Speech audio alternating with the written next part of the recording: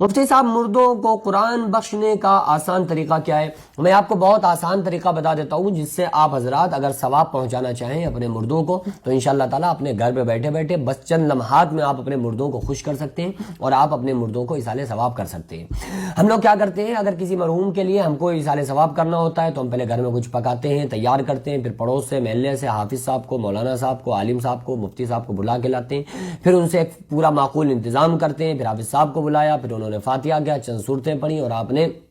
کوئی نذرانہ بھی دیا یا نہیں دیا وہ تو ایک الگ چیز ہے، اور پھر اس کے بعد وہ چند صورتیں ہم اپنے مردوں کو ایصال ثواب کرواتے ہیں۔ دیکھو، ایک بہت ہی اچھا طریقہ میں آپ لوگوں کو بتا دیتا ہوں۔ دیکھو، یہ تو ہر شخص جانتا ہے کہ جو بھی بندہ قرآن پڑھتا ہے اپنے مردوں کے لیے اور ایصال ثواب کرتا ہے تو ان کو اس ثواب کو مردوں تک پہنچاتا کون ہے؟ کس کی مرضی سے پہنچتا ہے؟ اللہ رب العالمین کی مرضی سے پہنچتا ہے۔ تو پہنچانے والی ذات اللہ کی ہے، اللہ ہی ہمارا ثواب کو ان تک پہنچاتا ہے۔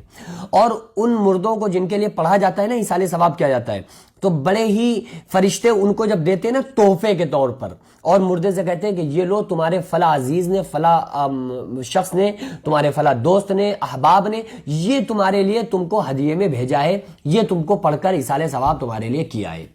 تو آقا علیہ الصلوۃ والسلام نے فرمایا، بخاری کی حدیث ہے، حضرت ابو ہریرہ رضی اللہ تعالیٰ عنہ راوی ہیں، حضرت ابو ہریرہ فرماتے ہیں کہ آقا علیہ الصلوۃ والسلام نے ارشاد فرمایا، جب کوئی بندہ اپنے مرحوم کے لیے ایصال ثواب کرتا ہے تو اس کو اس وقت جو خوشی ملتی ہے ایسی خوشی زندگی میں کبھی اسے ملی ہوئی نہیں ہوتی ہے، یعنی جو اس وقت اسے خوشی ملتی ہے جب کوئی بندہ کسی کے لیے ایصال ثواب کرتا ہے۔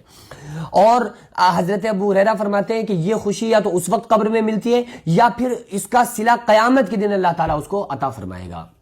تو بہرحال اس کے لیے پورا ایک معقول انتظام کرنے کی بالکل ضرورت نہیں ہے، بلکہ ہم چاہیں تو ہر دن، ہر صبح شام ہم اپنے مردوں کو خوش کر سکتے ہیں، مردوں کے لیے ایصال ثواب کر سکتے ہیں۔ مردوں کے لیے ایک بڑی خوبصورت چیز ہے کہ اگر کوئی انسان 3 مرتبہ سورہ اخلاص پڑھتا ہے۔ کون سی سورہ اخلاص؟ جو عام طور سے ہر مسلمان کو تقریباً یاد ہوتی ہے، قل هو اللہ احد اللہ الصمد لم یلد ولم یولد ولم یکن لہ کفوا احد۔ یہ سورت، اس کو سورہ اخلاص کہتے ہیں، اور تمام مسلمانوں کو یہ سورت عام طور سے یاد ہوتی ہی ہے۔ اس سورت کے بارے میں آتا ہے کہ اگر کوئی بندہ 3 مرتبہ اس سورت کو پڑھ کے اپنے مردے کے لیے ایصال ثواب کرتا ہے تو اللہ تبارک و تعالیٰ اس کو پوری ایک قرآن کا ثواب عطا فرماتا ہے۔ اس کے لیے ضروری نہیں ہے کہ آپ پورا انتظام کر کے جب تک آپ کھانا نہیں بنوائیں گے یا جب تک کچھ میٹھا نہیں منگوائیں گے، جب تک آپ پورا فاتحہ کا انتظام نہیں کریں گے جب تک نہیں پہنچے گا، ایسا کچھ نہیں ہے۔ پہنچتا تو ہمارا ثواب ہی ہے نا جو ہم قرآن پڑھتے ہیں۔ تو جب ہم نے پڑھا، اب ہم چاہیں صبح 3 مرتبہ سورہ اخلاص پڑھ لیں اور اللہ رب العالمین کی بارگاہ میں دعا کریں۔ دعا کس طرح سے کرنا ہے؟ دیکھو، دعا بھی جو ہے، ویسے دعا تو انسان کے لیے ضروری ہے،